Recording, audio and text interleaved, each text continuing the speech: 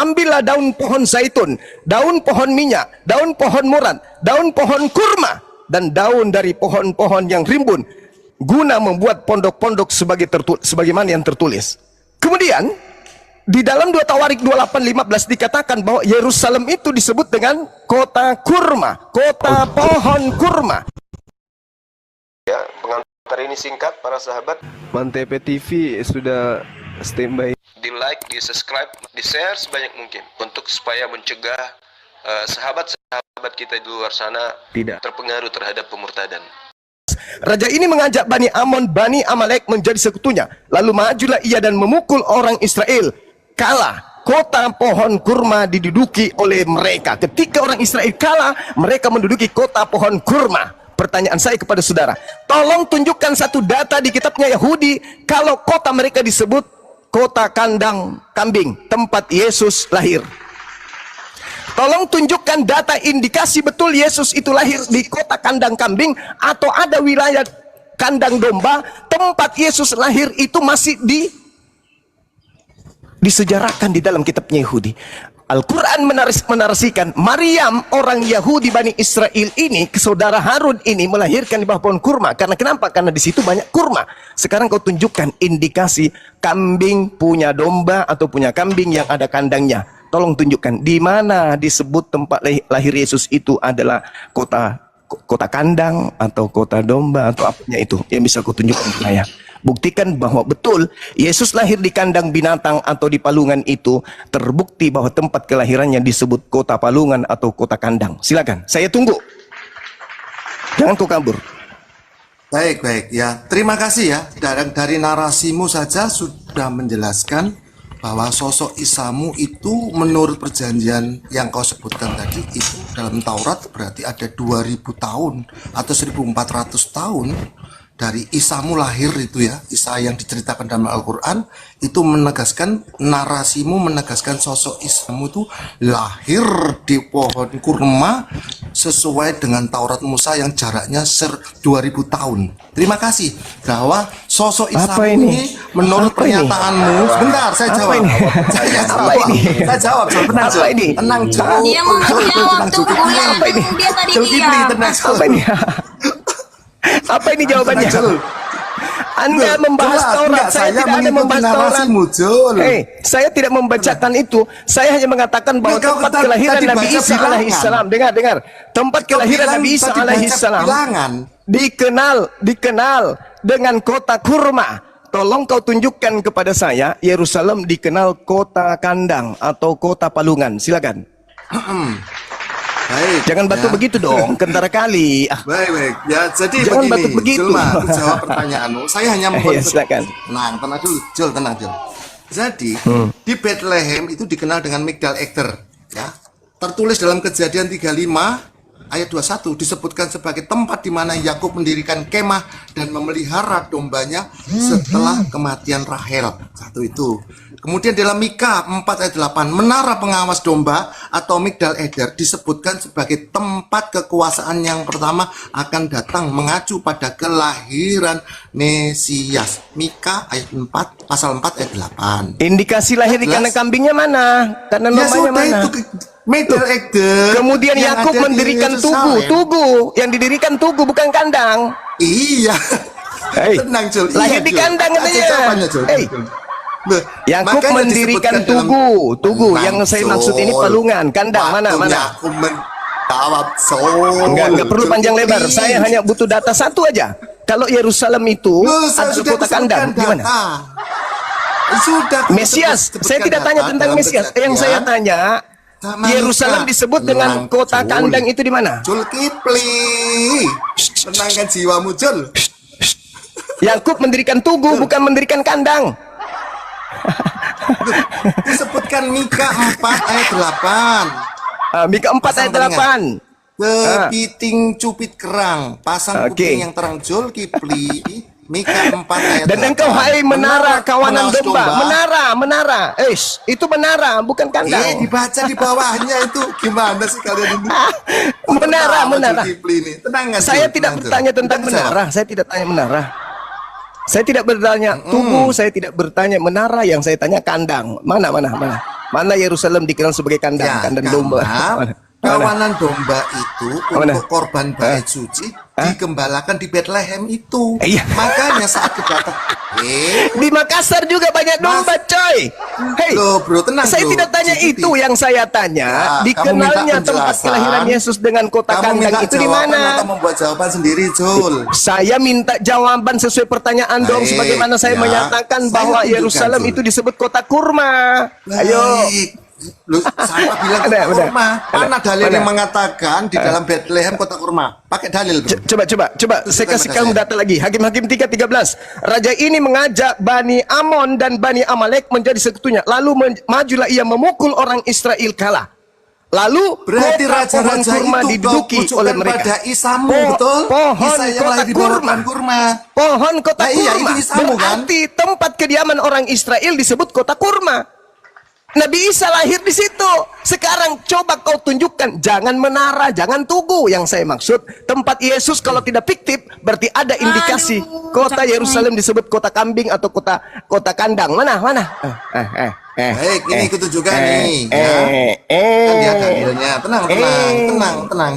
Apa lagi? Jangan nangis, Jul. Tenang, Jul. Mana lagi? Tenang, Gagal Jul. ya, 2 dalil gagal. Mana lagi? Tunjukkan, berarti narasimu itu menegaskan Mana? Isamu lahir di bawah pohon kurma. Menara dan 2000 juga tugu tahun. tertolak. Terima kasih. Sekarang mana? Ini. Sekarang mana? Nih, tenang, Jul. Mana? Tunjukkan dalil yang menegaskan Iya, silakan. korelasinya Silakan. dengan Mika, ya. Mika Silakan, yang silakan. tidak dikenal oleh Allah Subhanahu wa Ta'ala. Ya, Silakan. kelahiran Yesus. Ya, di sini Ya. disebutkan ketika malaikat Saya tidak tanya itu. Berikan ke saya, Eng. Berikan saya dulu. Saya tidak tanya itu, saya tidak Silakan, tanya Pak. itu. Yang Berikan saya kepada tanya, Oke, saya jawab kau, Juma. di Saya mana jawab kau, Juma. terindikasi di dalam kitabnya orang Oke. Yahudi disebutkan bahwa kota Yerusalem disebut Tunggu. kota kandang. Silakan. Iya, sudah Om Jeng jawab. Dengan saya ya. Ya, Nanti silakan, saya bukakan silakan. surat Maryam. Ya, Mariam lagi. Baik. Ya, Iya Mariam. dong. Tadi sudah Tenang, dibahas tenang, itu. kau tenang, Juma. Dengan Om Itu Juma. sudah dibahas. Pertanyaanmu. Pertanyaan saya apa, host? Adil host. Tunggu, santai Juma. Hasil, santai kau. Hasilnya apa ini, Tenang. host? Mika 4 Kita ayat butuh 8. keadilan tentang Yesus, baik. tentang Om Nabi Jinggo Isa. bertanya tentang- Saya sudah jelaskan. Tentang saya- Sekarang saya- coba Om Jing. Anda jelaskan di mana Yesus lahir. Kotanya disebut Oke. kota kandang. Tadi sudah Kota ditunjukkan kandang. menara. Bethlehem. Ada lagi tugu. Ya. Silakan. Bethlehem, oke, dengar dulu. Bethlehem maupun daerah sekitarnya ada Bet Saur. Ada Bethlehem, Bet Saur, itu satu lokasi yang sama. Kalau kau Ya, pernah kota pergi ke kota- sana, kota oke, kandangnya mana? dengar dulu. Kalau kau pernah ke sana, di situ Kota kandangnya memang mana? banyak sekali peternakan domba. Kalau peternakan Nah, itu di mana-mana. Ini kita cek dulu data Alkitab. PA, Peternakan itu di mana-mana. Lihat di sini. Migdar Eder. Eder itu artinya domba. Juma. Eder bahasa Ibrani itu adalah domba. Migdar itu menara. Fe'ata Migdar Eder. Lihat di sini. Oke? Saya tanya kandang kok menara Jadi, yang dibahas. Tunggu. kau jangan pergi ya. Kau pergi kau pengecut. Kalau kau pergi kau pengecut. Justru Ya. kau yang pengecut Nah, masuk sini lihat, bukan menunjukkan lihat. data. Migdal Eder. Di mana Mari kita dikatakan cek. Yerusalem itu Mari kota kita lihat. kandang? Tunggu dulu, Migdal Eder. Kita lihat ya. Migdal artinya menara. Ya, menara. dari kata Yang saya tanya kandang. Dari kata Magdala kita ingat ya. Yang saya Tower. tanya kandang. Tower itu artinya menara. Saya tidak tanya Nah, tower. baru kita lihat. Yang saya sekarang tanya kandang. Host, Eder yang saya itu tanya vlog. kandang. Ya, dengar dulu. Ya namanya juga kalau sudah begini, kandang Bang domba Sumanto, ya punya kandang. kandang lah. Nanti Bang Sumanto, Kok kamu seperti menanggapi begitu? ya? Nanti. Domba juga punya kandang, sapi juga punya kandang, ya kan? Kambing juga punya kandang, toh. Unta juga punya kandang. Iya. Saya kasih kamu lihat. saya Tempat kasih kamu kelahirannya lihat ada nggak indikasi dari sebentar. Saya lihat, Bible? kasih kamu lihat dulu sebentar. Ayo. Diam sebentar. dulu dia Bang Arno. Ya, coba kita lihat ya. Misalnya nih. Nah, misalnya. Jadi kalian tower dia misalnya, jawab. Tunggu Semua mana santai-santai. mengerti tradisi Israel. Misalnya ya. Tradisi Kita lihat ya. Israel. Wah, paling pandai. Tunggu, saya kasih contoh. Nah, kau nggak tahu Serahkan buat Migdal saya Eder dulu itu sebentar, apa? teman-teman. Ini saya Lubang jarang gelap. ketemu dia ini. Saya ingin ketemu. Nah, misalnya di sini kita lihat tentang kandang. Misalnya ini di hadis Bukhari, Ya. Nabi pernah berkata, ya, bahwa Malah lari ke situ. Ini tidak dengar nyambung. dulu, jangan Nggak begitu nyambung saya dia. tunjukin. Ini Nah, kita sedang membahas Nina, tentang tahu, tempat tahu. kelahirannya Nih, Nabi nih, nih, Isa misalnya tadi. ya, saya kasih contoh. Ternyata tempat Sholatlah kelahiran Nabi kalian Isa di itu kandang kambing. di bawah kandang pohon kambing, toh. kurma. Berarti Kan kambing gitu. punya kandang, toh. Nah, sekarang Sholatlah, permasalahannya jangan sholat di kandang unta. ditolaknya Unta Nabi punya Isa kandang, ini oke?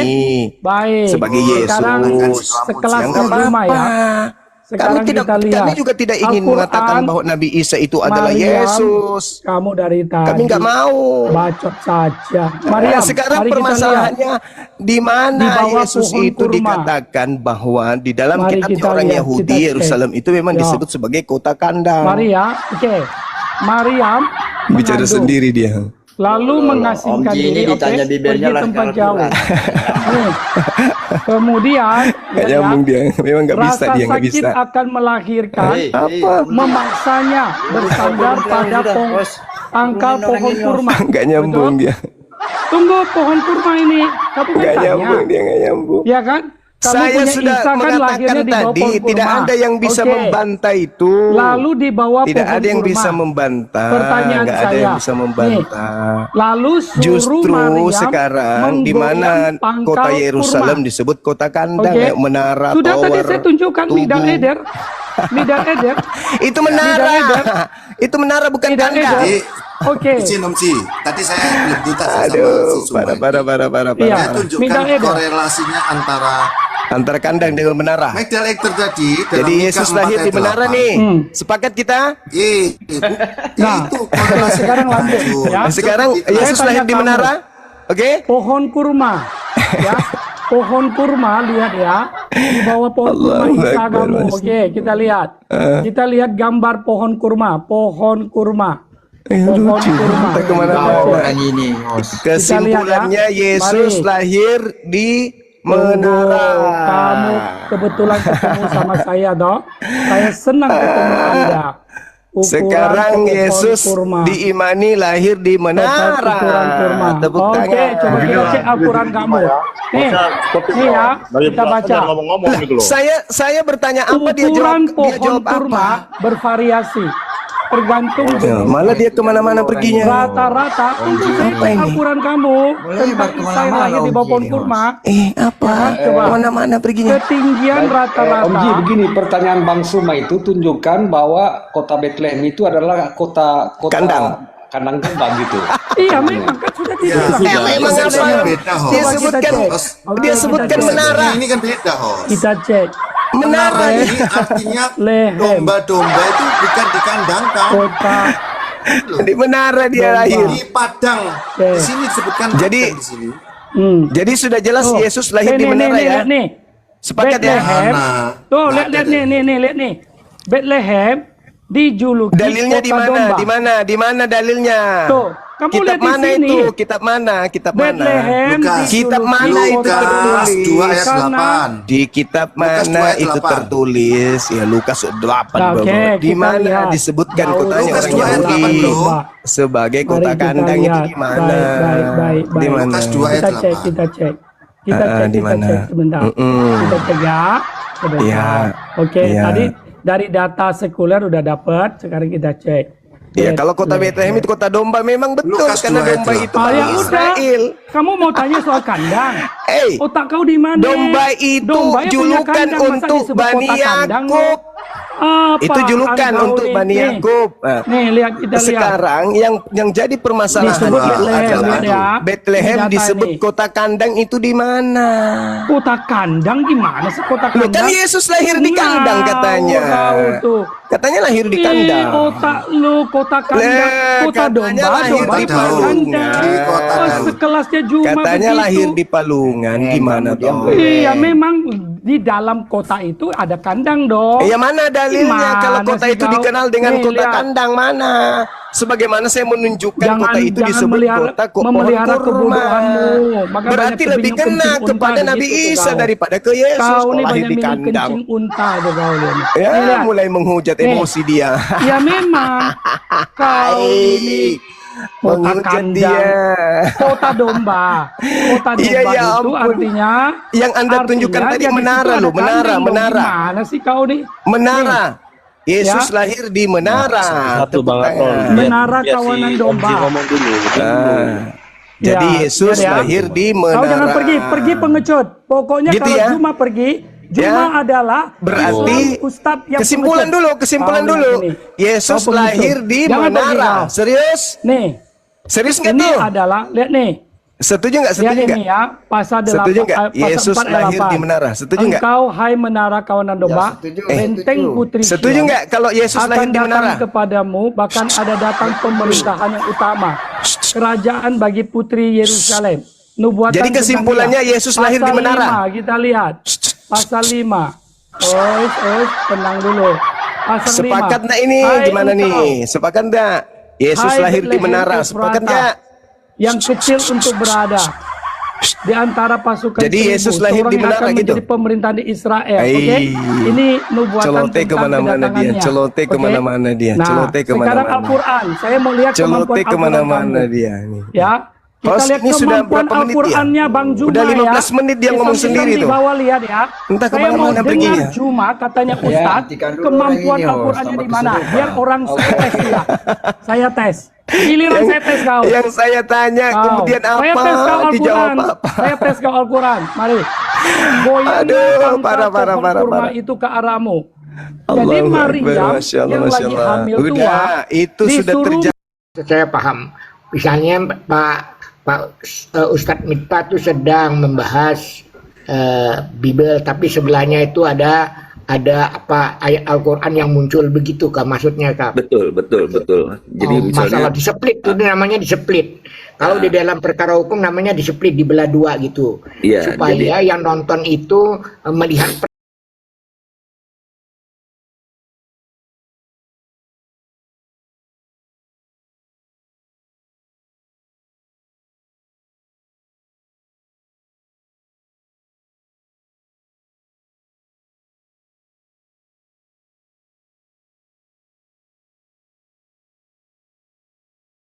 Amr bin sahabat Amr bin Asma sahabat Nabi.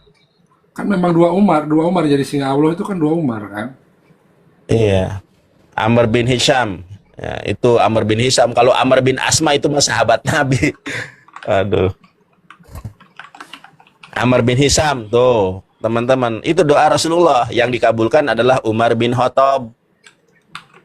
Karena Umar bin Khattab pada saat itu kan dia pemberani. Jangankan Abu Jahal, setan aja lari sama Umar. Tapi kalau dulu itu ya setan itu bisa ini Bang, bisa berinteraksi dengan kita loh. Setan, jin gitu. Kalau sekarang kan enggak ya. Sekarang paling selibat-selibat doang gitu ya. Dulu kan Bukannya ada paman Rasulullah juga ada yang dia jadikan singa Allah kok.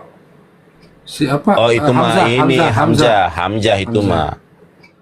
Itu Hamzah. Bin Abu Bang Ali Glenn, bin Hamzah itu pernah ditemukan loh jasadnya. Tahu nggak?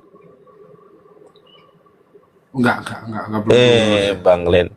Jadi Hamzah itu kan tertombak ininya, mohon maaf, ininya tertombak oleh si Dadanya. Jahsi, dadanya. Ketika Madinah di Baki itu terjadi banjir bandang, nah makamnya daripada sahabat Hamzah itu radhiyallahu anhu itu terbongkar, maksudnya muncul jasadnya. Tahu nggak jasadnya gimana? Masih utuh wajahnya, masih utuh badannya, dan darah yang dari dadanya ini masih mengalir, bayangkan, dan masih harum. Kalau coba teman-teman cari nih jasad Paulus itu jadi tulang belulang loh. Coba aja cari, telah ditemukan tulang-tulangnya Paulus, tapi sahabat Nabi itu jasadnya utuh, darahnya harum. Kalau darah kita kan anyir. Kalau darah para syuhada itu ada. Coba aku tunjuk, coba cari dulu ya. Ada nih. Jasadnya Hamzah. Ada itu Ustadz Adi Hidayat aja pernah ini.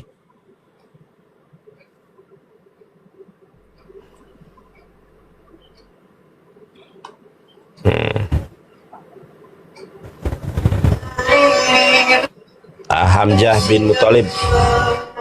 Bentar ya, Hamzah. Ada videonya. Di tahun 2013 yang lalu sempat terjadi banjir di sekitaran Madinah, termasuk wilayah Jabal Uhud sampai menggenangi sebagian daerah pemakaman syuhada.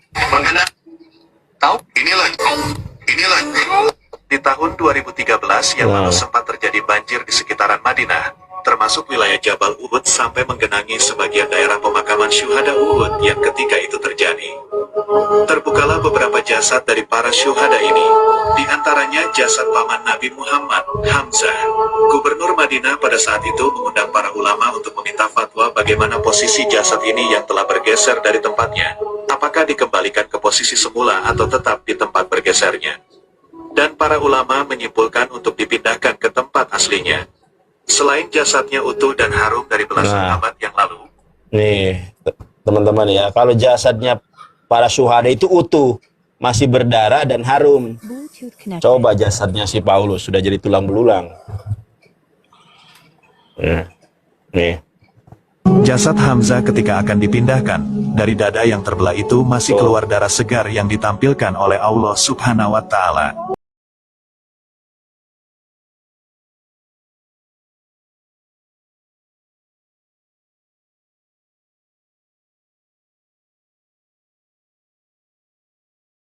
Nah, akhir diulangan dikatakan yang terkutuk itu adalah iblis, bukan manusia. Tanah yang terkutuk, ular yang terkutuk, ular yang berdosa. Coba cerdas sedikit bro, jangan obok-obok bibir Anda. Iya, doktrin memang merusak akal sehat. Jadi begini Bang, Ya, Bang Otak, begini, kalau sekiranya Yesus itu tidak memenuhi persyaratan untuk menjadi penebus dosa, setelah Yesus dikatakan mati tersalib di atas kayu salib, kemudian dikatakan terkutuk, berarti itu tidak ada penebusan dosa, gagal. Karena yang namanya paparkan tadi itu tidak ada korelasi antara dosa Yesus dengan dosa Adam. Tidak ada. Tidak ada korelasi. Kedua gini Bang Farid ya. Kalau Adam berdosa, kan dikatakan imannya kan dikatakan dosa waris. Kalau Adam berdosa, berarti Yesus juga berdosa. Ya, Karena itu waris maksudnya. dosa. Hancur lebur kok, Oten, sama mantan Oten. Nggak ada korelasi dong. Iya. Masa Adam berdosa? Bisa bilang Tuhan itu berdosa, otak waras. Masa Adam berdosa? Kalau kau bilang dosa waris, Yesus keturunan Adam, kakeknya berdosa. Dengar. Yesus keturunan Adam. Dengar. Kau imani dosa waris, makanya hari ini banyak orang Kristen tidak lagi menggunakan dosa waris karena malu ketika gini, ya. Kalau Adam berdosa, berarti dosa waris, menurut dosa waris berarti keturunan berdosa. Adam dibuang ke bumi, tiba-tiba keturunannya jadi Tuhan, kan kacau lo nih. Abis jadi maksud kamu kerajo atau monyet yang jadi Tuhan atau kamu itu? Enggak, logika di mana? Adam, logika apa? Adam dibuang Tuhan ke bumi. Adam berdosa, tiba-tiba keturunan jadi Tuhan. Gimana kamu nih? Mau kerak aja yang jadi tiba-tiba keturunannya menam. Sabar. Jangan saling menimpali, jangan. Kamu jadi penebus kalau gitu dong. Kalau bukan Tuhan nebusnya kepada siapa, saudaraku terkasih, sayang? Kepada siapa? Wong Tuhan Maha Kuasa kok. Tinggal berkata-kata kun fayakun atau jadilah. Semua terjadi. Tiba-tiba, dengan saudaraku terkasih, sadar Anda bicara doktrin, saudaraku. Saudaraku, Anda itu dari tadi bicara doktrin. Saya ini mantan Kristen, saudaraku. Anda tuh doktrin itu memang mengerikan. Susah-susah. Oke. Nebusnya kepada, dari awal saya katakan, kalau bilang nebus dosa, nebusnya kepada siapa? Wong dia Tuhan kok berkehendak. Nebusnya kemana dan kepada siapa? Saudaraku terkasih, jawab. Saudaraku terkasih, jawab. Kalau Yesus Tuhan, saudaraku, tenangkan Roh Kudusmu, ya. Kalau Yesus Tuhan, ya, berarti dia nggak Maha Kuasa. Pertanyaan saya, kalau dia Tuhan digantung di kayu salib, itu nebusnya kepada siapa dan kemana? Jawab. Jawab. Tahu apa itu penebusan itu? Kamu nebus, bro. Yang namanya nebus ada tempat penebusan. Kalau nebus dosa, kalau Yesus nebus dosa, nebusnya kepada siapa dan kemana? Simple kok. Kepada Bapak sendiri. Bapak sendiri. Padahal di hukum Taurat ayat nomor 6 dikatakan jangan membunuh. Di Amsal 6 dikatakan 6 Itu positif bagi umat Israel. Kamu ini otakmu di mana sih? Kamu nggak bisa bedain loh antara penebusan Tuhan Yesus di salib dan untuk dosa hukum positif ke perbuatan jahat manusia. Kamu nggak bisa bedain dua ini loh. Itu susah sekali. Otak waras bisa lurus loh. nebusnya kepada siapa? Oh, kau tadi kau bilang nebus kepada Bapa di surga. Padahal Bapa di surga mengatakan jangan membun-bun. Ya, jangan membun-bun hukum Taurat. Ya, bahkan di Amsal bukan hanya di hukum Taurat, di Amsal 6 dikatakan 6 yang dibenci Tuhan dan 7 kekejian bagi Tuhan, yaitu salah satunya pembun-bunan. Ini kontradiksi. KUHP kita ini bicara jangan membunuh. Kok kamu bilang kamu melegalkan itu membunuh gitu? Ini sinyalku yang apa nih? Bang Farid, ambil alih Bang Farid. Mati lampu sini. Oke, baik. Begini Bang. Saya. Mati lampu. Bagi dunia masih tetap berlaku. Begini Bang. Iya. Bang Jiwa Baru. Gini. Ini kita analogi ya. Kita bicara analogi ya. Nanti kita bicara ayat ya. Kita bicara analogi sekarang. Begini. Sekalipun ibaratnya ya, seandainya memang betul bahwasanya dosa itu sudah ditebus oleh Yesus ya.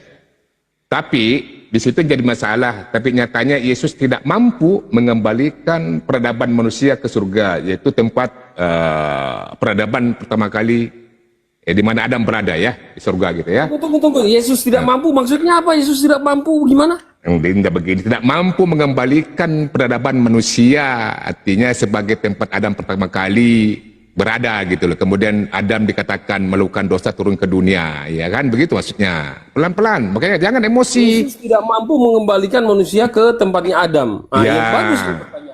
Coba terusin aja terus. Oke, baik ya. Ini kita analogi ya. Kita ini belum nanti ada Yerusalem. Belum selesai dong saya. Belum selesai saya bernarasi saudaraku. Nanti kita akan ke sana nanti. Ya, belum selesai saya. Dengar dulu. Kalau saya sudah selesai, baru saya persilahkan kamu paparkan, ini namanya diskusi, ya kan? Oke, selanjutnya ya, ada telepon lagi kamu tuh. Jadi sebelum Adam melakukan dosa ya, lalu untuk apa manusia masih hidup di dunia ini terus saja melakukan dosa ini ya? Kita hidup di dunia ini terus saja melakukan dosa ini ya. Dan sejujurnya saya katakan bahwasanya dosa itu masih berlaku sampai saat ini ya. Dan namanya manusia, hakikat manusia ya, harus memang berdosa. Dan berdosa ini sekarang masih berlanjut loh. Sampai saat ini. Kemudian dikatakan Yesus jadi penebus dosa. Apakah pantas ini Yesus dikatakan orang yang tidak punya berdosa, nggak punya salah, kemudian Yesus datang untuk menebus dosa Anda gitu loh. Luar biasa ini kan, dari beban daripada Yesus ini, yang dikatakan datang untuk menebus dosa dari sekian ribu, bahkan miliaran orang di muka bumi itu dihapus oleh Yesus dengan sendirinya aja, sendiri dia menanggung dosa umat Kristen seluruh dunia gitu ya. Sementara yang saya pahami Yesus ini tidak ada persyaratan yang dikatakan sebagai perbuatan salah atau dosa kemudian jadikan sebab penebus dosa gitu. Gitu Bang. Ini analogi ya, kita berpikir. Tadi saya sudah bahas dari ayatnya kan. Ini kita bicara analogi lagi. Bagaimana kalau Anda berpikir secara sehat, Yesus yang dinyatakan tidak punya salah dan tidak berdosa, kemudian dikatakan datang di dunia untuk menebus dosa Anda. Bukan cuma Anda yang ditebus. Jadi sekian banyak orang Kristen di muka bumi ini dihapus oleh Yesus, ditanggung oleh Yesus. Menurut Anda bagaimana? Apakah Anda nggak prihatin kepada orang yang bernama Anda sembah sebagai Tuhan dan dikatakan juga sebagai penebus dosa? Silakan Pak. Iya, kembali lagi saya nggak terlalu banyak ini ya. Bagaimana Yesus itu dalam Roma 8 ayat 1, demikianlah sekarang tidak ada penghukuman bagi mereka yang ada di dalam Kristus. Artinya secara logika posisi manusia itu di hadapan Allah sudah menjadi benar dan diampuni sepenuhnya dosa kita di saat dia percaya kepada Yesus yang disalibkan itu. Baik. Itu dulu. Kemudian kalau kita di dunia ini melakukan kejahatan, berzina, mencuri, itu sudah berlaku hukum positif. Baik. Tetapi walaupun kita melakukan dosa itu, kalau kita minta pengampunan kepada Yesus Kristus, bertobat dan tidak melakukannya lagi, Dia adalah Tuhan yang Dia juga bisa mengampuni dosa kita. Dia berkuasa untuk mengampuni dosa kita juga. Itu pengampunan yang bisa Tuhan. Tapi tetap hukum positif datang, tetap berlaku bagi. Baik. Nah, kalau dia dapati datang ke dunia, Yesus datang ke dunia sebagai hakim dia nanti, dia juga akan melihat siapa-siapa yang manusia yang masih belum melakukan kejahatan. Baik. Bukan berarti dia harus tebus manusia-manusia yang sudah jahat. Kesempatan untuk berbuat jahat, kesempatan untuk bertobat masih ada, tetapi kalau sudah tidak ada, sudah mati, berarti kesempatan bertobat sudah tidak ada. Dia akan menghukum orang yang jahat. Nggak mungkin Tuhan itu tidak menghukum orang yang jahat. Dia mengasihi manusia, tetapi membenci kejahatan. Iya. Pembenci Jadi apa maksud daripada penebusan dosa ini? Apa maksud daripada penebusan dosa? Arti inti dari ajaran penebusan dosa, apakah murni itu ada tebusan? Tidak ada lagi perbuatan dosa. Yang berkaitan dengan perbuatan manusia seperti halnya contoh mencuri, membunuh, kemudian memperkosa gitu, macam-macam perbuatan dosa itu. Kemudian itu ditanggung semua oleh Yesus tanpa ada persyaratan gitu. Kamu ini sudah saya bilang bahwa apa sih yang Yesus bawa di kayu salib itu dosa warisan, dosa di mana kita telah terputus hubungan dengan Tuhan. Iya. Maksud saya ini, aduh bang, nggak paham kamu abang ini, makanya kamu konsentrasi mendengarkan narasi saya gitu, paparan saya. Aja dia. Susah sekali saya. Kalau kita berbicara kesalahan bang, sebenarnya Yesus nggak bersalah. Yang bersalah itu Yudas Iskariot, penyebab adanya penyaliban itu. Karena kenapa? Putus-putus bang, ya. Atau ya? Ya, Yudas Iskariot itu karena Yudas Iskariot itu berkhianat kepada Yesus karena pengaruh iblis yang berbisik kepada Yesus. Ini kita bicara mengarah ke penyaliban ya.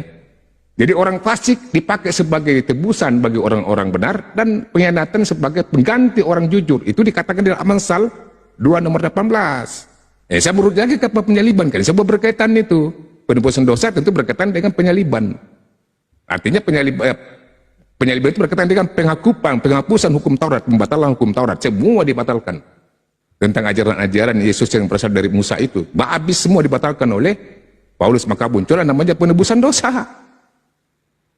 Ajaran penebusan dosa, karena berasal daripada penyaliban Yesus. Padahal Yesus tidak bersalah, yang bersalah itu Yudas. Sama-sama dipengaruhi oleh iblis. Atas pengaruh, iblis berbisik kepada Yudas, agar bagaimana Yesus bisa dalam kondisi kecelakaan gitu loh. Nah, sekarang itu ya mengarah pada peristiwa penyaliban itu. Yang dikatakan di dalam Amsal, saya ulangi, Amsal 2:18, orang fasik dipakai sebagai tebusan bagi orang-orang benar dan pengkhianatan sebagai pengganti kepada orang yang jujur. Artinya Yesus ini nggak bersalah loh. Orang jujur kok dikatakan bersalah. Padahal yang sebenarnya bersalah itu Yudas Iskariot. Jadi Allah dan melindungi, menjaga orang-orang yang jujur dari semua kejahatan-kejahatan orang yang mengkhianat kepada Yesus. Maksud dalam yang menyalibkan Yesus. Itu dijelaskan semua di dalam Bible, ya. Yudas Iskariot yang berkhianat kepada Yudas itu sebagai tebusan orang benar dan atas orang yang apa ya, dan orang yang tidak bersalah dan orang yang tidak berdosa itu Yesus. Kemudian dikatakan sebagai tebusan dosa gitu. Banyak hal yang perlu diinformasikan, dipaparkan bahwasanya Yesus tidak pernah mengajarkan penebusan dosa berdasar kepada penyaliban itu. Berdasar penyaliban tentu juga banyak kontradiksi. Ya. Informasi dalam ayat banyak kontradiksi tentang penyaliban Yesus. Tidak usah saya merujuk ke Al-Quran, nanti lebih panjang lagi masalahnya. Tapi kalau merujuk ke Bible, meneliti tentang peristiwa penyaliban Yesus, banyak kontradiksi dalam ayat tersebut yang disampaikan. Informasi berasal dari Bible. Belum lagi dikatakan jam sekian Yesus disalib menurut Yohanes, jam sekian menurut Matius Yesus sudah disalibkan. Padahal Yohanes mengatakan sebelum disalibkan itu dihadiri dulu dan jam 12. Ya nggak connect gitu ya. Jadi nggak usah kita bahas ke situ ya. Jadi kita bahas dulu apa dasar daripada Yesus ini sehingga harus disalibkan kemudian mati terkutuk di atas kayu salib. Apa persyaratannya? Apakah itu Yesus bersalah? Nah, Ya, Kalau silakan. kita ikuti narasi dia, berarti menurut Galatia 1:3 itu berarti Yesus berdosa karena semua dosa Coba diam ditampung dulu. dia. Iya, semua ditampung oleh Yesus. Iya. Berarti Yesus udah penuh dosa ini ya. Iya. Ya silakan. Otak waras. Lanjutlah sama otak waras, selalu sama otak waras. Saya cuma kasih saja sedikit informasi ya. Saya mau kasih ayat Ya. aja daripada ke saya. Ya silakan. Jadi kalau Berani menurut doktrin Anda, dia baru. Bagaimana ini? Saya Anda takut sama saya. Anda kok takut sama saya? narasi. Berarti kalau Yesus Saya satu melegalkan, kata aja kalian langsung potong. Gimana ini? bukan ini kan tadi bicara Bang Farid yang kutambahi ya. Berarti kalau Yesus menampung dosa-dosa manusia, berarti dia dosa itu sudah penuh kepada dia. Berarti Yesus penuh dengan dosa. Karena dosa-dosa orang sudah ditampung dia. Karena menurut Ulangan 20 ya, yang terkutuk di kayu salib itu orang berdosa. Bahkan menurut buku Grace Grave ya, ada 16 orang yang juga disalib sama seperti Yesus dan dikatakan juga juru selamat. Artinya Yesus juru selamat yang ke-16 yang digantung di salib. Karena faktanya salib itu adalah lambang kutuk. Dari luar, Salib itu lambang kutuk. Ini dari internal Kristen, saudara. Menurut data kekristenan, salib itu lambang kutuk. Makanya dikatakan di Galatia 3:13, terkutuklah orang yang digantung di kayu salib. Kenapa? Masalahnya apa sih kalau dikatakan seperti itu? Iya, kalau dikomparasi dengan dalil Anda, dengan doktrin Anda, Gimana caranya diskusi extraordinary? Kamu nggak mengerti itu yang namanya ini sangat kontradiksi, saudara, sangat kontradiksi. Kalau dikatakan dosa waris, kalau dikatakan menebus dosa manusia, pertama berarti Tuhan Anda melegalkan terjadinya perdosaan. Kenapa? Udah kau berbuat dosa aja, wong ditebus kok. Kamu yang kamu sampaikan ke saya. Bukan begitu, secara logika standar, saya akan berbuat dosa karena kan ditebus nanti. Semua orang berbuat dosa, wong ditebus kok. Gitu. Loh, ini sangat kontradiksi dengan akal sehat, saudaraku terkasih. Kena dosa gitu. Loh, sangat kontradiksi. Berarti Tuhan Anda melegalkan terjadinya kejahatan, terjadi perdosaan. Kenapa? Pertama, Tuhan Anda menebus orang yang berdosa. Nah kali. Memang kita nggak bisa menebus dosa kita sendiri, brother.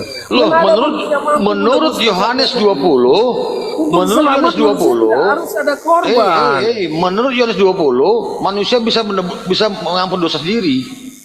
Siapa bilang? Menurut Bibel Anda loh. Mana? Coba di mana? Yohanes 20. Yohanes 20? Yohanes 20. Baca. Yohanes 20 ayat berapa? Bentar. Yohanes 20. Saya cari datang dulu ya.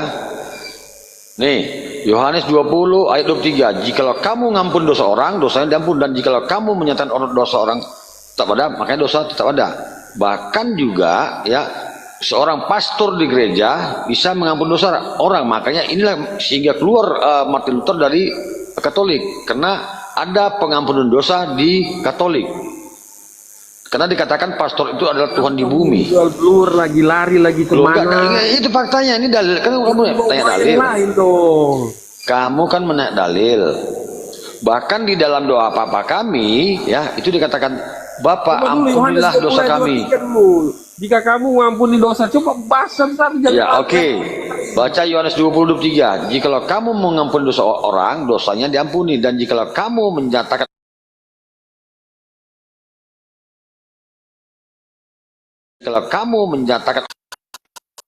tetap ada, dosa tetap ada. Itu dalil yang pertama. Ya. Terus? Nah, kemudian Anda ingat dalam doa Bapa kami, Bapa kami yang di surga. Cari kenapa kok manusia itu dosa manusia tidak ditebus Tuhan gitu? Iya, ternyata manusia bisa mengampuni dosa. Kalau begitu yang kamu bilang. Itu berarti bicara pengampunan, menyatakan bahwa dosa itu tetap ada. Kalau orang itu tidak mengampuni sesamanya. Iya, artinya manusia juga mengampuni dosa, ngapain mesti Tuhan digantung? Tuhan mengajarkan. Makanya itu maknanya saling kasih mengasihi. Bagaimana Tuhan bisa mengampuni dosa orang kalau dosa? Mana macet kok kan, nggak sanggup kan? Bahkan di dalam doa Bapa kami, Kalau Anda ada ingat, orang yang bersalah kepada kita, Anda berdosa, ingat kita di dalam ampuni. doa Bapa kami Supaya juga dosa demikian kita hal. diampuni, bukan berarti Tuhan tidak dapat mengampuni dosa manusia. Ini Ngapain Tuhan sampai menggantung dirinya dengan terhina? Kau tahu nggak? Kau tahu nggak proses penyaliban Kalau kamu Yesus? tidak mengampuni dosa orang Tahu yang nggak jahat, Anda kamu, proses penyaliban berarti Yesus Tuhan itu? juga tidak bisa mengampuni Sangat dosamu. dramatis. Itu pengertiannya. Penyaliban Bukan Yesus dosa sangat kita mengerikan dan dramatis, kawan-kawan ya. Kenapa? Bukan hanya penyaliban seperti biasa, tetapi sebelumnya disiksa, ditelanjangi. Saya punya data ya, Ini data dari Kristen ya, saya punya data ya. Tuhan Ya, bukan silakan tidak jawab dulu, silakan mengampuni jawab, dosa. saya buka data, silakan. Kalau dosa kita, kesalahan orang kita tidak Ya, ampuni, silakan Anda buka Tuhan dulu juga data. tidak mengampuni dosa saya, gitu kan maksudnya. Kamu ambil ayat Matius berapa? Yohanes 20 ayat 21. Apa? Kau congor aja tadi bro, buka data dong. Iya, Yohanes 20:23. Kalau kamu tidak mengampuni dosa seorang, Bapak juga, Tuhan juga tidak. Bayangkan. Salah nggak Tuhan ngomong gitu? Iya. Bukan berarti Tuhan tidak bisa mengampuni dosa. Kalau Iya. orang mengampuni, Bayangkan manusia saja menurut Bible Anda, berarti Tuhan juga mengampuni dosa. menurut kita. Bible Anda manusia saja bisa mengampuni dosa. Bahkan pastor di gereja dikenal dengan dulu kekristenannya dikenal dengan pengampun dosa dengan berbayar. Makanya itulah munculnya penolakan dari Martin Luther. Nah ini Protestan loh. Iya, kalau tidak ada Katolik tidak ada Protestan bro ya. Iya, tapi nggak ada masalah sih itu. Cuma kamu jangan salah. Tuhan bukan tidak bisa mengampuni dosa atau manusia bisa Ya mengampuni sudah. dosa sendiri. Jadi Tuhan Tidak, mengampuni Tuhan cara yang lebih hakim atas begini. manusia. Menurut Bible Anda, Tuhan tuh mengampuni dosa dengan cara bagaimana? Ya dengan manusia itu taat kepada Dia, percaya kepada Dia. Bukan harus dibunuh, bukan harus Tuhan digantung ya. Oh itu memang penebusan itu harus terjadi karena dosa Adam satu orang jadi semua orang menjadi berdosa. Di mana datanya? Kamu jadi Kristen berarti tidak pernah baca. Loh. Pantasan kamu ini. Ayatnya banyak, dosa ditanggung masing-masing saudaraku terkasih. Banyak data. Yeskiel 18:20, Yeskiel 18:30, Roma, Yohanes, Matius dan sebagainya. Bahkan dikatakan Yesus, yang ku kehendaki adalah belas kasihan, bukan pengorbanan. Itu Yesus salib itu pengorbanan jadinya saudara. Bahkan Yesus sendiri pun tidak rela salib. Saya tadi sudah bukakan datanya. Dia menjadi dosa dibuatnya karena Izin bang, Ya, masuk. Bang Otak, izin sebentar. Begini bang, ya, ini satu pernyataan yang harus disampaikan bahwasanya bagaimana bisa Anda mengatakan Yesus sendiri penebus dosa, sedangkan Yesus sendiri berkata di dalam Matius 6 nomor 5 sampai 15. Ini harus Anda pahami ya. Apa dia katakan Yesus di situ? Dia berdoalah, kerajaan surga sudah dekat. Jikalau engkau mengampuni orang, maka engkau juga akan diampuni oleh Bapa yang ada di surga. Jadi maksudnya kalau Yesus menyuruh berdoa dan tidak bisa memberikan pengampunan, berarti Yesus bukan Tuhan. Yesus nggak bisa menjamin surga. Betul. ini sudah cacat ini benar-benar. Cacat gimana? Otakmu cacat bro. Logika betul ini benar-benar ini. Jadi kalian mau maksudnya Tuhan itu mau membela orang berdosa gitu? Berdoa kata Yesus. Ajaran Yesus berdoalah kepada Bapa supaya dosamu diampuni. Berdoa. Melarang orang berbuat jahat gitu. Karena kerjaan surga sudah dekat. Tahu nggak kerjaan surga itu manusia sudah dekat? Bebas berbuat dosa Hari gitu. kiamat sudah dekat. Hari kiamat sudah dekat kata Yesus. Bertobatlah kalian, berdoalah, bertobat. Begitu manusia Hari berbuat kiamat jahat, sudah dekat gitu loh. Kalau nggak gitu Tuhan itu berarti bebas dong manusia buat jahat dong. Lu bukan begitu maksudnya. Bukan dikatakan. Aduh, parah ini. Mana kalian itu otaknya itu loh. Loh, Tuhan kamu mengingat- yang otakmu yang nggak beres Otakmu gimana? yang sengkle ya. Manusia Saya temukan itu izin Bang Farid ya. menjauhi Saya temukan kejahatan. ratusan ayat di Biblemu Berbuat ya salah. disuruh bertobat ya. Gimana Saya kalian temukan itu ayat di Bible Anda. Ya, ganti jawab. dosa. Saya temukan ayat di Bible Anda disuruh bertobat ya. Anda baca Yul 2 ya. Apa kata di situ? Kalian bernarasi, saya diam, loh. Gantian dong. Kok terguncang saya gini kau? ngomong, kalian Kok langsung terguncang? potong-potong. Gantian. Kau udah panjang ngomong gantian ya. Saya Gimana temukan sih, ratusan kok ayat di potong? Bible saya temukan ayat di Bible disuruh bertobat. Kalau disuruh bertobat ngapain lagi ada penebusan. Jadi menurut Yul 2 apa bunyinya? Bebas terus dong berbuat salah dong. Ya udah, justru doktrinmu demikian. Tuhan seperti apa? Kalau saya mengiman doktrin Anda, berarti saya bebas Tuhan nggak melakukan sebodoh kejahatan. itu juga ngajarin Uang umatnya ditebus. berbuat dosa dan nanti dia sudah tertebus. Itu bukan Tenang, Tuhan yang tenang, ngajarin. tenang, bang, tenang, bang, tenang, jangan ajar pagan kalah itu. apa ya, jangan kalah bangkai caci kepanasan. Anda kalau tidak konsentrasi kalau Anda begitu, tidak konsentrasi Anda, malah Anda. Kami pakai dalil di Bibelmu, bro. Nanti ada Yesus di kayu salib yang menebus itu. Kami pakai dalil di Bibel Anda. Kristen ya. Hei, jadi kawan-kawan, saya bongkar sedikit lagi ya. Jadi kawan-kawan, sebenarnya Yesus cacat ya dalam untuk menebus dosa. Kalau menurut Cacat dokter gimana? cacat. Oke, saya buktikan. Pertama, ya. Oke, saya buktikan. Pertama, konsep penebus dosa menurut Imam 1-2 dan Imam 5-6 adalah hewan ternak. Ya. Kalau penebusan dosa manusia itu konsep pagan, karena di Imamat 18 dikatakan janganlah kau serahkan seorang anakmu dipersembahkan kepada dia Molok. Itu pagan lagi. Sabar, ini data. Ya, di Imamat. Pagan kamu ini pagan. Sabar. Ini Dewa Molok, Dewa Molok. Kamu bantah. Ya, sabar dulu.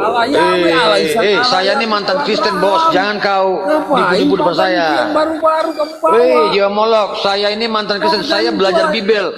Saya sampai Caci kepanasan kau. Saya keluar di Dimension masih Kristen tau kau. Saya keluar di Universitas HKBP Dimension, saya masih Kristen tau kau. Pagan. Inilah kau katakan doktrin. Saya pakai data. Dari tadi kau tidak menunjukkan data kawan. Mohon maaf ya. Saya pakai data. Menurut hukum Taurat ya, penebusan dosa itu hewan ternak. Oh, berarti imamat gak waras. Ya, berarti Yeremia gak waras. Berarti ulangan gak waras, gitu ya. Saya pakai data, Bung, dari tadi. Itu peraturan. Anda jangan kau bawa ke ketetapan. Kalau tidak Anda imani, buang itu perjanjian lama di Bibel Anda. Apa itu Imamat? Ada bicara tentang apa? Oke, dengarkan, jangan terguncang. Dengarkan, gantian ya.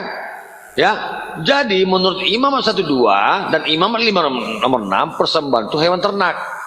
Oke, bahkan dia menurut Imamat juga persembahan di anak manusia itu adalah konsep dewa pagan, karena dari mana konsep dewa pagan kamu ini? Oke, janganlah kau serahkan seorang dari anakmu untuk dipersembahkan kepada dewa Molok. Pakai kitab kita, jangan kamu bawa pagan. Kepada dewa Molok, bukan kitabmu itu kawan. Jangan kamu bawa otak pagan itu. Ini menurut Imamat Yeremia dan Ulangan itu adalah konsep pagan, karena dewa Molok itu adalah pagan. Oke, kemudian kalau ku ikuti narasi Anda ya, Yesus juga gagal. Dia persembahan itu adalah domba betina, sementara Yesus domba jantan. Gagal lagi dia. Kemudian kalau persembahan untuk dunia itu seharusnya lembu, bukan domba. Ya. Tenang, dengarin. Iya. Dengarin. Yesus. Kamu nggak jawab. Congol bang Farid. Aku nggak suka saudara sekarang bang Farid. Lanjut. Tapi ayat itu kamu ambil kesimpulan. Terus Otawaras, terus bang Otawaras, terus. Jangan ilmu dia. Muak kau buat emosi.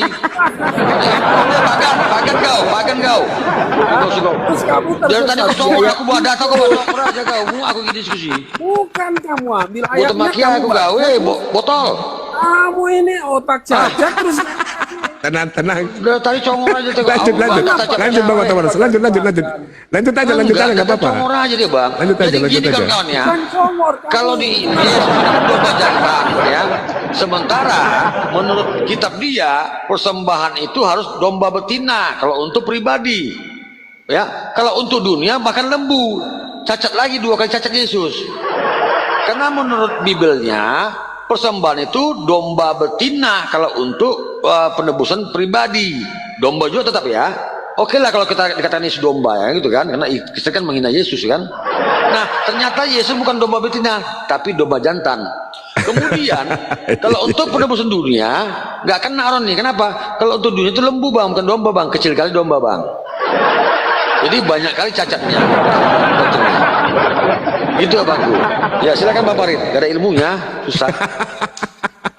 Sabar. Harus Ini sabar. anggota Kapretor itu kok. Tokoh gue. Sakit dong gue. Santai bang Otawara, santai, relax, santai. Jangan ikut Silakan arus. aja lah. Contohnya. Bicara soal domba jantan, sebagai anak domba Allah itu domba jantan. Saya mau jelasin itu. Menurut kita Wanda, persembahan itu domba betina, sementara Yesus domba jantan. Kamu bilang masuk. domba betina, mana itu domba betina? Gak masuk. Ya, persembahan Yesus domba jantan. Kemudian kalau untuk penebusan dosa dunia, bukan domba, lembu, nggak masuk lagi Yesus. Kalau memang kau paksakan Yesus itu harus menebus dosa, paham? Makanya belajar Bible bro, biar nggak umut kayak benang kusut kau. Apa kamu itu? Kau mau ngomong apa kau ya? Ngomong apa? Ngomong apa? Ya ngomong dong, mau baca ayat kok, baca data kok, kau ngomong apa? Dari tadi kita pakai data. Kejadian 22 ayat 13. Tetapi lalu Abraham menoleh dan melihat seekor domba jantan. Itu juga adalah tipologi daripada Yesus. Aduh, ini orang tipologi lagi. Menurut Bible Anda, ya, yang disembahkan itu domba betina sebagai persembahan. Kenapa jadi domba jantan? Ayo. Itu menandakan itu hukum Taurat tidak berlaku lagi bagi kalian umat Kristen. Kalian nggak tahu itu kenapa kenapa domba jantan yang jelas Yesus datang di dunia itu salah Bapa untuk menggenapi hukum Taurat. Kemudian kamu memahami hukum Taurat tidak berlaku lagi. Itu yang dibahas tadi Bang Otawaras. Karena tidak berlakunya hewan sebagai korban penebusan dosa diganti dengan manusia yang disebut domba, itu domba suci. Itu bukan pengajaran daripada ajaran Yesus sebenarnya yang Anda pahami itu. Karena Yesus merujuk kepada ajaran para nabi perjanjian lama dalam imamat itu. Kejadian pasal 22 ayat 13 itu. Abraham menoleh dan melihat seekor domba jantan di belakangnya yang tanduknya tersangkut pada semak-semak. Abraham mengambil domba jantan itu lalu mengorbankannya sebagai korban bakaran pengganti anaknya. Kenapa jadi manusia pengganti korban? Bang Farid, itu untuk pribadi, untuk satu keluarga. Kalau untuk dunia domba kalau untuk dunia lembu. Kau baca keluar dulu. Ada banyak. Kau baca. Wajib dia di situ. Ada juga tepung, Bang Otawaras, ada juga tepung itu, dikatakan itu. Tepung sebagai ada tuh. Jadi untuk dunia itu lembu, bukan domba. Kalah lagi kau. Kalau mau ngilang gitu sama dia nih. Alkitab mencatat kita kalau yang tadi kau ceritakan itu untuk persembahan pribadi keluarga ya si Musa ya. Kalau untuk dunia itu lembu. Di mana lembu yang jadi korban? Yesus anak domba. Kalau untuk dunia lembu, baca keluar 29 kawan. Baca kamu pelan-pelan. Kamu jangan nangis Kok kayak nangis kamu Bang Jawa Baru? Kok nangis sih? Ya, naik Aladin. Kawan udah saya masuk lagi Aladin. Ketawa dengan orang yang gak waras. Aladin di bawah naik. Saya ketawa loh bener. Ketemu dengan orang yang gak waras. Saya ketawa. Kau udah tadi muter-muter kayak gasing dan kayak benang kusut kok. Mana? Maju kena, mundur kena kau. Domba Allah. Terus kamu putar. Oke, saya ulangi lagi ya. Biar banyak orang yang sadar ya. Ya, jadi kawan-kawan, kata si jiwa baru kan ada dosa waris ya. Jadi Yesus ini mewarisi dosa Adam. Artinya Yesus keluarga pendosa satu. Kenapa? Kakeknya Adam berdosa, ya, melahirkan dosa waris sehingga Yesus berdosa. Nah, dua lagi kena. Kemudian saya heran, katanya Yesus sudah berdosa, nebusnya kemana dan kepada siapa? Bingung saya. Dia Tuhan. Berarti kemudian ketiga selanjutnya, berarti Tuhan Oten melegalkan atau memperbolehkan melakukan kejahatan. Mampus lagi dia. Nah, konsep penebus dosa ini ternyata menurut saya cuma halu, doktrin belaka. Kenapa? Uang Adam nggak berdosa dibilang berdosa, kan ngawur namanya ini. Karena Bibelnya mengatakan Adam tidak berdosa. Bahkan di peristiwa di Kejadian 1 itu Adam itu korban. Dan Jadi- di situ tidak ada. Ya gimana Bang? Jadi begini Bang, apakah pengemar narkoba yang di luar negeri itu dilegalkan oleh Tuhan? Bahwasanya itu boleh dilakukan. Nanti ditebus kita kok Nah, iya kan makanya apa itu harus ilegal gitu ya, dilegalkan oleh Tuhan gitu. Benar ini. Hari ini udah benar-benar itu positif. Pikir Ya, bagaimana cerita? Saya kasih contoh aja nih ya. Tanya pengedar narkoba di luar negeri itu ya, di mana di Brasil, di mana itu kan? Itu, apa itu dilegalkan oleh Tuhan itu? Bang, dilegalkan. jauh Bang. Yang jenderal itu Bang, jenderal membunuh itu Bang. Kalau dia Jenderal bertobat minta ampun kepada Tuhan. Sambo Bang. Iya. Itu udah ditebus dosanya Bang. Jadi semua kita berbuat dosa Kristen ya. Dia diampuni, itu Tuhan kita yang luar biasa. Dukun yang membunuh banyak orang itu udah ditebus itu. Ditebus semua kok Walaupun dosamu merah udahlah, besok semua kita berbuat dosa aja ya, mau ditebus kok, ditebus. Walaupun dosamu seperti kain kesumba akan menjadi putih seperti bulu domba. Begini saudaraku, Anda tadi bicara doktrin ya, Anda tadi bicara memaham ya. Jadi begini saudaraku, untuk apa? Gini, Jawa Baru jangan congong dong ya, jangan congong. Anda mempermalukan Kristen, Anda mewakili Kristen di atas. Jadi ratusan ayat itu di bibir Anda, ratusan ayat di bibir Anda disuruh bertobat, bahkan dikatakan apa bunyinya? Tetapi sekarang juga demikianlah firman Tuhan, berbaliklah kepadaku dengan segenap hatimu, dengan berpuasa dan dengan menangis dan dengan mengadu. Disuruh bertobat. Ya, bahkan tadi saya sudah bacakan kata Yesus, yang ku kehendaki ialah belas kasihan, bukan persembahan. Anda itu melawan Yesus, saudara. Bukan persembahan kata Yesus yang dimintanya, tapi belas kasihan, dengan berkasih sayang, dengan mengasihi Tuhan. Kasihilah Tuhan Allahmu dengan segenap jiwamu, ragamu, dan akal budimu. Mengasihi Tuhan, mengasihi sama umat manusia. Nah, kemudian di teori dikatakan, dan umatku yang di atas namaku tersebut merendahkan diri, berdoa dan mencari wajahku, lalu berbalik dari jalan-jalan yang jahat, maka aku akan mendengar dari surga dan mengampuni dosa mereka. Betul. Dua tawarat mengatakan ya, berbalik kepada jalan Tuhan ya, jangan berbuat kejahatan dan berdoa dan meminta ampunan kepada Tuhan agar dosamu diampuni, bukan Tuhan menebus anaknya. Narkoba itu dia ampuni kok kalau kita berbuat jahat. Kau pakai akal nggak sih diskusi ini? Memang kamu pikir Tuhan Doktrinmu nggak itu bisa kawan, sudah ku imani dulu doktrinmu itu kawan. Aku menggunakan akal. Bang, entar dulu bang, Taras. Begini bang, aku pahami dulu apa itu maksud daripada dosa yang ditebus. Coba pahami dulu apa maksud daripada dosa yang ditebus. Dengar dulu bang. Menurut Anda, saya tanya, apa maksud daripada dosa yang ditebus itu? Coba pahami dulu tentang dosa yang ditebus. Dengar dulu bang. Apa yang dimaksud dengan dosa yang ditebus? Untuk oten-oten, ya. Kalian membenci saya, itu hak kalian. Kalian menyerang saya, itu hak kalian. Itu gimana itu? Bang, hubungan? Bang, Bang Jiwa Baru, apa maksud Anda sebut dosa yang ditebus, Bang? Coba jelaskan dulu dosa yang ditebus itu apa maksudnya? Nah kan dosa itu yang Yesus ditebus di kayu salib itu adalah dosa yang pemberontakan manusia yang sudah diusir dari Taman Eden. Tuhan mengatakan jangan makan. Jangan kaitkan ke situ dulu, karena berbicara tentang dosa yang ditebus itu berarti tidak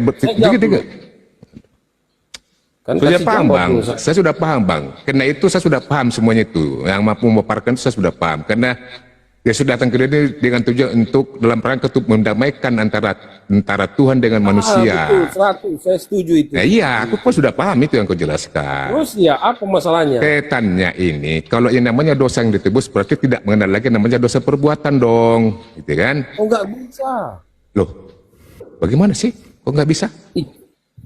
Itu dosa hukum positif itu hukum positif yang berlaku. Iya, namanya dosa ditebuskan, dosa yang ditebus. Nah, berarti kalau dosa ditebus itu tidak mengenai lagi dosa perbuatan, seperti dosa mencuri, membunuh, memfitnah. Kalau begitu, pengedar narkoba di luar negeri itu, supaya di dalam negeri aja lah atau di luar negeri kan dia, pengedar narkoba nih, itu berarti ada ilegal, ada suatu izin daripada Tuhan itu, bahwasanya berlaku, tidak ada apa namanya dosa yang harus dibalas dengan apa semua itu kan, harus pembalasan gitu loh, harus semua ditebus, harus begitu maksudnya. Berarti Tuhanmu ini, Tuhan Yesus ini melegalkan namanya dosa perbuatan, mau dosa mau apa ya nggak ada lagi urusan, tetap masuk surga karena sudah aneh ya, Bang. gitu. Jadi aneh Bang, aneh kan kawan ya. Iya. Tuhan menebus dosa katanya, dia ikut iluminasinya. Tapi Tuhan ini kok jadi pelecehan seksual ini? Ini saya bingung, ini data internasional kan kawan ya. Nah, nih, bahkan sehingga ditelanjangi, kok nebus dosa mesti pakai proses penelanjangan ini. Apa ini? Saya dengar di narasi sebelah lagi ya, bahkan di SODOMI apa namanya? Aduh Bang, SODOMI juga pakai ditusbol entah apa katanya itu, nggak tahu saya. Apa sih lu? Apa nih? Nggak waras. Ya apa ini data apa? Baca datanya, baca. Apa yang Yesus juga korban pelecehan seksual ketika disalib. Baca. Ini data internasional. Tanggapi aja Bang, tanggapi. Lebar Tanggapi jangan jawab Bang, tanggapi aja, tanggapi. Yesus. Oke. Apanya yang mau dibahas? Oke kan ya, bahkan kan kawan, ini data Kristen ya, ini Vatikan Katolik tadi ya. Obatnya ini dikatakan, sabar. Obatnya diminum. Yesus didera di tiang ini ha. Yesus didera di tiang santai. Ini. Besarkan sekilas, biar jelas biar yang tobat. Nah, didera kau tuh. Kau pikir sadis sekali nih kawan. Iya Yesus.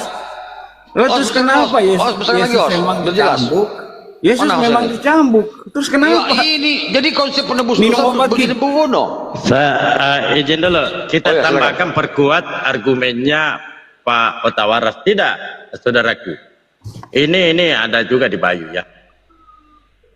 Yesus memang disalib, cuman kata Allah bukan disalibnya Bang, bukan disalibnya, ditelanjangin lu, nggak enak lo bahasanya ini penjelasan dari itu kan Esra kata Soru. Orang Ini Esra Soru Pak, Esra Soru, pendeta Esra Soru.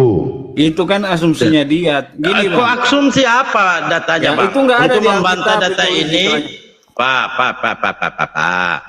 Saya tahu abang malu, tapi ya tidak semestinya di sini malu-maluin Bang. Dosa, saya malu. Kalau ini. Kalau dia perkosa orang, saya malu. Iya, ini. Saya nggak mau akui dia sebagai ini Bang. Kan korban pelecehan seksual. Jubahnya dibuka, itu karena itu bukan dia rela membiarkan. Itu baju celana dalamnya yang dibuka Pak. Gimana sih Bapak ini? Di Alkitab ini. Di Alkitab ditulis jubahnya. Enggak ada, itu terjemahan. Saudara. Bahasa asli pun enggak ada terjemahan itu. Jelaskan dia, Bayu, terangkan. Ini ada ahlinya. Ada bahasa asli ada. Tenang. Ini kan korban. Yang ada iya, tunggu nanti tampilkan yuk. Kalau ada gimana? Nih ya. Dengar dong, makanya kalau kita punya data itu ngeri Bang. Iya, jangan keturupan. Enggak ada yang kesurupan. Iya, lihat dulu. Nih ya, tunggu saya kasih nyala lampu dulu. Tunggu. Bentar. Ini naik dialog modal sabun. Anjay. Ini revival. Ini ya. Apaan itu? Khotbah Jumat Agung 29 Maret 2013. Ia disalibkan dengan telanjang. Pendeta Esra Soru. Kenapa takut saya mau protes? Ya karena diam kamu dulu, selalu dulu di Bang. Diam tanya dulu. aja sama Esra Soru. Diam dulu. Jadi kita baca dulu di sini Bang ya. Kita baca dulu. Di Alkitab ada cara dalam tadi. Ini jurnalis. Ini penyelidikan. Ya lanjut yuk. 3 ayat ini menunjukkan bahwa pada saat Yesus disalibkan, para prajurit yang menyalibkannya membagi-bagi pakaiannya. Tetapi kalau tidak memperhatikan catatan Injil Yohanes, ternyata yang diambil dan dibagi-bagi oleh para prajurit itu bukan hanya pakaian tetapi dikatakan juga jubah. Nih, Yohanes 19:23, sesudah prajurit-prajurit itu menyalibkan Yesus, mereka mengambil pakaiannya lalu membaginya menjadi 4 bagian untuk tiap-tiap prajurit. 1 bagian dan jubahnya juga mereka ambil. Jubah itu tidak berjahit dari atas ke bawah, hanya 1 tenunan saja. Hanya saja dalam ayat itu kata jubah merupakan terjemahan yang salah. Kata Yunani yang diterjemahkan jubah, di sini adalah kitona, yang bukan berarti jubah. Karena jubah sering dimengerti sebagai pakaian luar, tetapi artinya adalah pakaian dalam. Nah, di sini endingnya nih, aninya nih. Jadi arti Yohanes 19:23, aduh, tunggu. Apa ini? Kayak gini. Aduh, tunggu ya.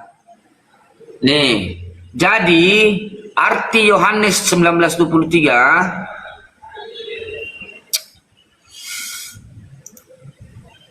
nih. Ini. Seharusnya berbunyi demikian. Sesudah prajurit-prajurit itu menyalibkan Yesus, mereka mengambil pakaiannya, pakaian luar nih, lalu membaginya menjadi 4 bagian untuk tiap-tiap prajurit, 1 bagian, dan pakaian dalamnya juga mereka ambil. Pakaian dalam itu tidak berjahit dari atas ke bawah, hanya 1 tenunan saja. Nah, di sini disimpulkan bahwa Yesus itu memang benar-benar ditelanjangi. Nih. Mana gambarnya, yuk? Mana gambarnya?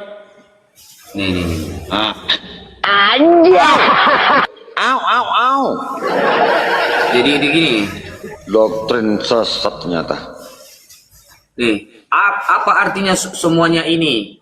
Artinya adalah pada saat Yesus disalibkan, para prajurit itu mengambil pakaian luarnya lalu membaginya menjadi 4 bagian, dan mereka mengambil juga pakaian dalamnya. Jikalau pakaian luar dan pakaian dalam diambil semuanya oleh prajurit itu, maka Yesus pasti disalibkan dalam keadaan telanjang.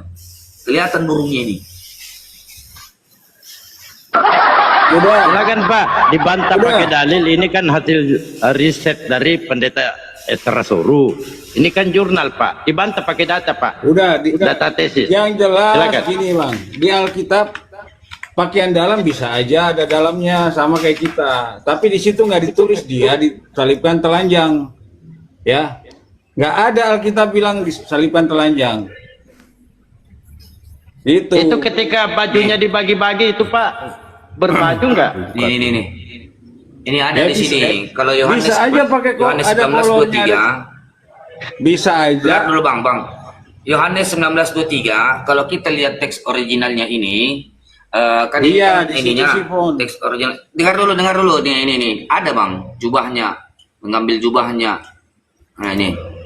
Citon ini berarti baju dalam. Umumnya dipakai di bawah jamak pakaian. Jadi benar, citon ini adalah pakaian dalam, bukan pakaian luar. Pakaian dalam tahu kan pakaian dalam? Bang. Sepak. Pakaian dalam bisa aja kaos dalam ada, ya bagian atasnya, bisa bagian bawah. Itu nggak masalah. Terus masalahnya di mana? Semua pakaiannya Bang, semua pakaiannya. Nggak ditulis semua pakaiannya. Mana ada kata semua di situ? Kalau ada gimana? Mana coba tunjukkan semua. Oke. Di sini dijelaskan Bang, sesudah prajurit-prajurit itu menyalibkan Yesus, mereka mengambil pakaiannya, pakaian luar, lalu mengambilnya menjadi 4 bagian untuk tiap-tiap prajurit satu bagian, dan pakaian dalamnya juga mereka ambil. Pakaian dalam itu tidak berjahit dari atas ke bawah, hanya 1 tenunan saja. Yang saya minta ayat Alkitabnya, bukan tulisan itu. 19:23 tulisannya semua pakaian. 19:23. Dia tidak berpakaian sama sekali waktu disalib. Kan nggak ada. 19:23. Coba dibaca 19:23. Buka Yohanes 19:23. Coba buka. Kau buka di situ. Lo buka aja. Lo buka, tunjukkan ke Kelas saya. jemaat bantah pendetanya, dasar tuyul. Anda boleh bantah. Ini bukan pendetamu pendeta loh. saya. Dia Pendetamu loh, pendeta Protestan ini loh. Iya, bukan pendeta saya. Iya, Yohanes 19:23. Apa maknanya itu? Pakaiannya Yesus dibagi-bagi. Itu kata siapa? Itu bukan Alkitab. Mana Alkitab? Itu Yohanes 19:23. Iya, pakaiannya dibagi, bukan semua pakaiannya. Wah, ini pakaiannya Nggak ada kata dibagi-bagi. telanjang di situ. Wah. Nggak ada. Kalau pakaiannya dibagi-bagi, apa yang terjadi? Loh, pakaian saya dibagi-bagi bisa. Masalahnya itu di mana? Ini naik tak pikir punya ilmu, hanya congor gereja aja dia bawa ya. Oke. Saya nggak bawa gereja, saya bawa Apa bantahannya, saudara? Ini pendeta saya nggak loh. bantah. Kalau nggak bantah terima aja. Tuhanmu disalib dengan telanjang. Ya, dengan telanjang. Ini pendeta loh. Loh, pendeta siapa? Saya nggak akuin dia. Pendeta Esra Soru. Mau bawa pendeta dari apa kapasitas ilmu? Berpegang sama Iya, saya tanya kapasitas ilmumu. Apa kapasitas ilmumu? Kan kalian ini hanya umat paketan. Pendeta di gereja saya, kita nih bukan kayak kalian, nurut. Apakah